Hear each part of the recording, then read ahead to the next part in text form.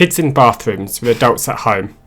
My entitled parent family member just doesn't understand why I won't let her kids join me in the bathroom and why I think it's not normal. But she's just a little girl. What harm could she do? Can't you see that she just wants to be with you? That's just a no. I pee in peace and there's no reason for her to be in there. Good luck keeping her out of there, and walks off. Kid 2 follows me. I pick her up, carry her out of the bathroom, kneel down to her level and firmly, while looking into her eyes, "No, you wait here," point to where she is to wait for me. There were other adults around, so I wasn't abandoning her, and if there weren't, I would have put her in a secure area where she couldn't hurt herself. She runs after me again, repeat above. She cries a bit and tries to follow me, repeat again. I got the loo to myself since then, and kid now waits for me. Entitled parent tries to convince me to get pregnant. It's your boy Skinny Pen. Anyway, this is another job story, and since I've run out of clever names, I call her Amber, since screw her. Now at my job, the bar for workers is set on the ground. Can you stand and move your arms? Great, you have a job. No degree or GED? That's fine. You could have a second grade education, be the biggest drug lord, and you could still have a spot at my job. So Amber is super lazy, and thinks she's entitled to break the rules. She gets mad when she can't listen to music, or has to wear her safety glasses. At one point she refused to work, because it was hot and she wanted to rest in front of the fan while not working. Now that we have all that established, let's move on to why she's an entitled parent.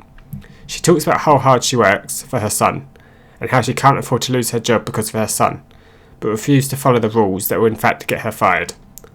I told her I just had one kid, my cat Pancake, and she told me that that's not a real kid, and once I have my own, I will understand what it means. She somehow found out about my depression, and told me that once I had a kid, my depression will melt away. I told her that's not how depression and schizophrenia work, and she keeps telling me that once I get pregnant and have a baby, all my problems will be solved. Yeah, people at my job are weird. Entitled parent calling us racist for not doing what they wanted. This happened about 9 years ago. At the time, I used 2 walking sticks, and my sister was on crutches after breaking her leg. We were walking on a pavement next to a busy road, and there's enough room for us to walk side by side. There were 2 women walking towards us, one with a double buggy, and the other with a single one. When they got close to us, my sister and I went in a single file, and they just stopped.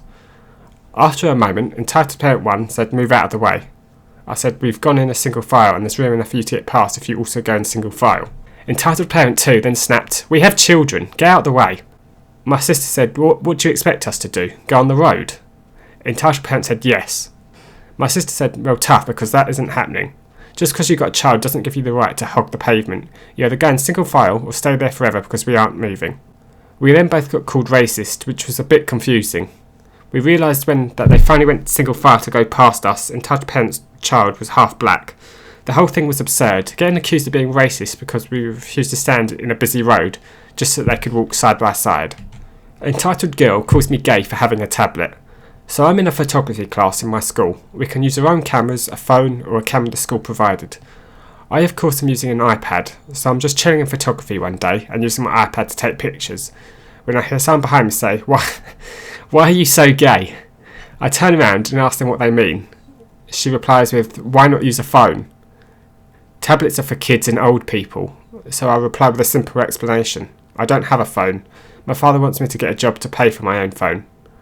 She replies with, "Why haven't you just asked him to get you a phone? Are you just retarded?" This of course angered me. I provided an answer, only for the answer to be ignored. I reply with the same as before, but with a little extra. "My father wants me to get a job to pay for my own phone. Is that too hard to understand? Are you sure I'm the retarded one?" She looked extremely offended. "Why would you say that? What did I do to you?" I could just sense the entitlement. Christ's sakes, you call me gay and retarded, and suddenly me insulting you is bad. What, is it okay to make fun of me just because I'm a guy? At least I'm not an entitled bitch that has everything handed to me on a silver platter. She huffed and headed off. Entitled mother calls my sister rude for not letting her cut the line. So this happened a couple of years ago at an amusement park. We were in line at a little food stand to get some drinks, because it was a hot day. Before we had been in line, there was this lady, entitled mother, in line with her kids, but had gotten out of line.